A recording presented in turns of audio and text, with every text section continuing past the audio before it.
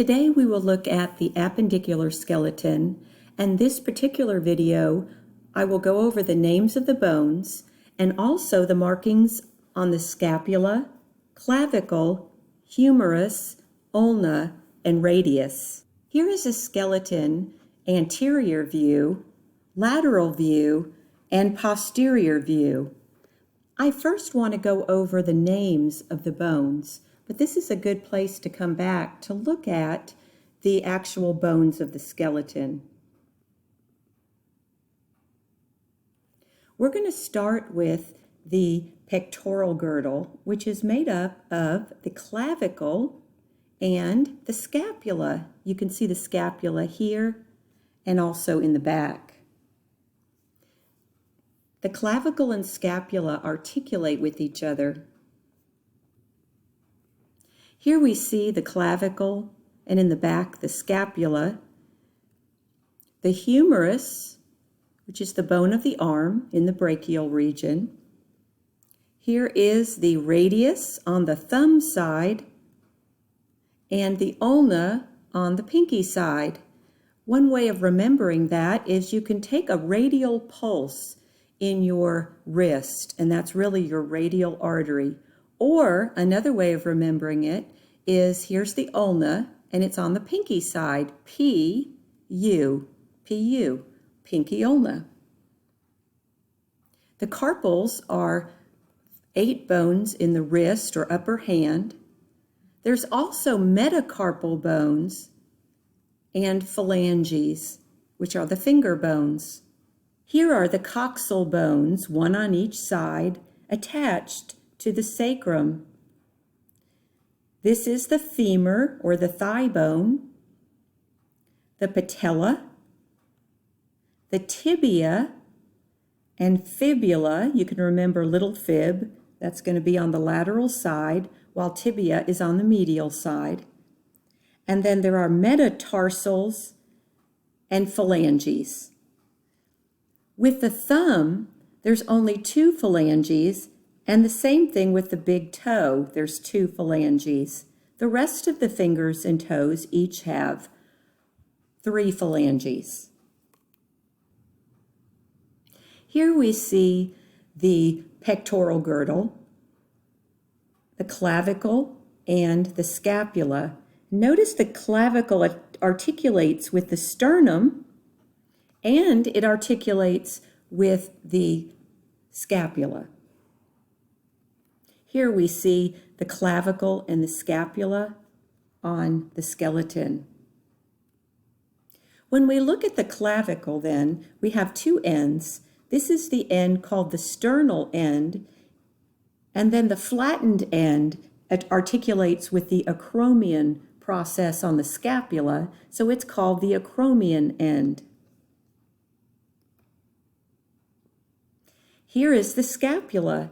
This is a posterior view of the scapula, and this is an anterior view.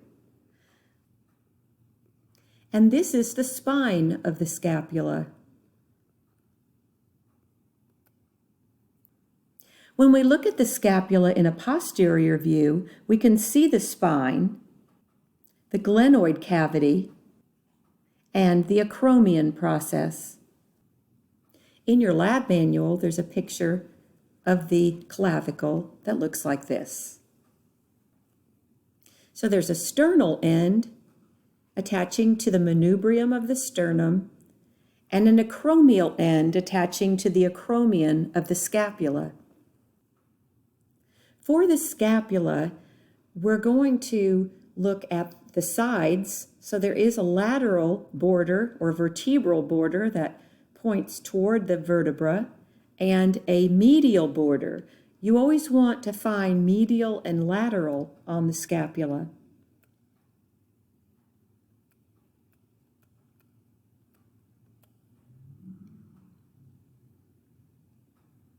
So here we see it again, the lateral border and the medial border.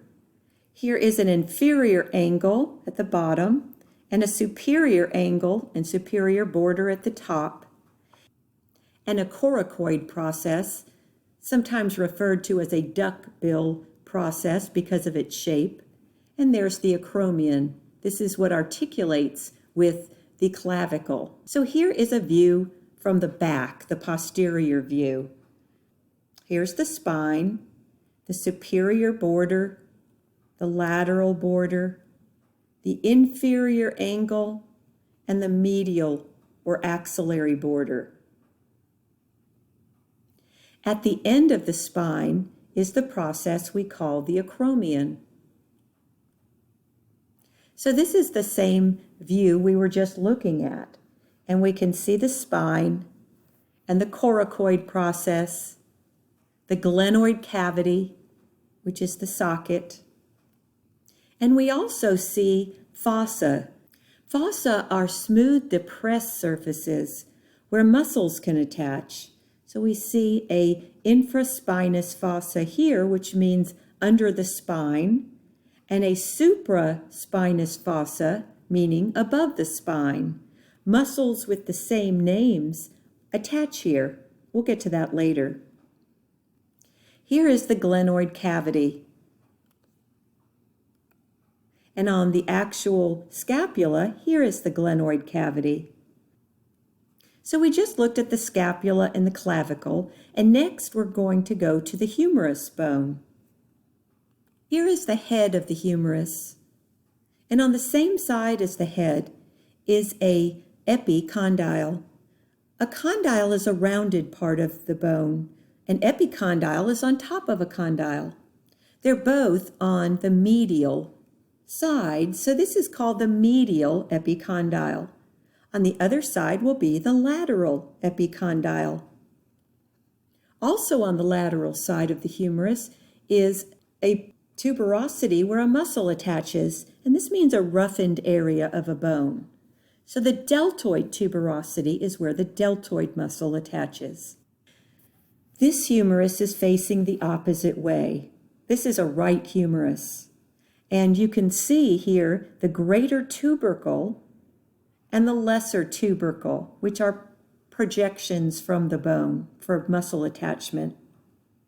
Here also is a sulcus, or a depression, running between those two tubercles, and therefore it's called the intertubercular sulcus. Inter means between the tubercles. There's a sulcus, a depression. The anatomical neck of the humerus is really the epiphyseal line. That is a remnant of the epiphyseal plate. There's also a surgical neck right under the head of the humerus. Here we see the surgical neck and the anatomical neck, or the epiphyseal line, the head of the humerus. Here's the greater tubercle and the lesser tubercle, and between those two, an intertubercular sulcus. On the lateral side, you also see the deltoid tuberosity, and you can see the medial epicondyle and the lateral epicondyle. We see a trochlea on the medial side and a capitulum on the lateral side. This is more rounded. Capital, or capit, is referring to head, so it's round like a head would be round. Capitulum. Here is the coronoid fossa on the side with the ulna, and the radial fossa, the side with the radius. And on the back of the humerus, there's a deep depression called the olecranon fossa. Notice the head is medial, so this is the medial epicondyle, and this is the lateral epicondyle. The one we're looking at here is the right humerus.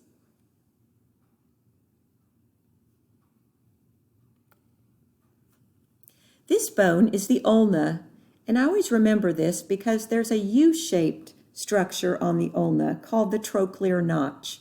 Ulna has a U shape. It also, at the end, has the olecranon, which is your elbow, and another process called the coronoid process. At the distal end, here's the head of the ulna and the styloid process. If you look at your wrist as if you were looking at a watch, on your pinky side of your wrist, you'll see the head of your ulna. Close-up view of the trochlear notch. The U shape tells us it's the ulna. Here's the olecranon, the coronoid process, and there's also a little notch here for the head of the radius where it rotates. This is the radius. The proximal end of the radius is round. This is the head of the radius, and under that, the constricted region is called the neck. The radial tuberosity, remember a tuberosity is where muscles attach, so the biceps brachii muscle attaches here. This is the radial tuberosity. On the distal end, there's a notch for the ulna called the ulnar notch, and also the styloid process of the radius. Here's another view of the proximal end of the radius, the rounded head, the constricted region called the neck, and this rough-end bump called the radial tuberosity. Finally, we're going to look at the hand, and we'll go over the specific names of these carpals next time, but I want to point out to you there are 8 carpals altogether. The bones here are the metacarpals named in order 1, 2, 3, 4, and 5, starting on the thumb side, with the metacarpal that articulates with the phalanges of the thumb. There's a proximal phalange and a distal phalange. The rest of these finger bones or phalanges have a proximal, middle, and distal phalange, 3 in each. Each phalange has a flattened area called the base, the shaft, and the head. So really the head and the base are epiphyses, and a phalange is a long bone. Notice the head of the metacarpal is much larger than the head of the phalange, and it's rounder too, and this is going to make it a different joint type than phalange to phalange type of articulation. Here is a view of the hand in the lab manual, and you can see here where the metacarpals are numbered from 1 to 5, the rounded heads on those metacarpals, and then the phalanges, 3 per finger and 2 phalanges for the thumb. Here are the 8 carpals, and we'll go over those in the next video. As a recap, let's look back at the clavicle and the scapula. The humerus that articulates with the glenoid cavity of the scapula. And here's the back of the humerus. You can see the ulna, the olecranon of the ulna fits into that olecranon fossa of the humerus. And the other bone is the radius, which has a wider distal end than the ulna. Here are the carpals and the metacarpals and also the phalanges.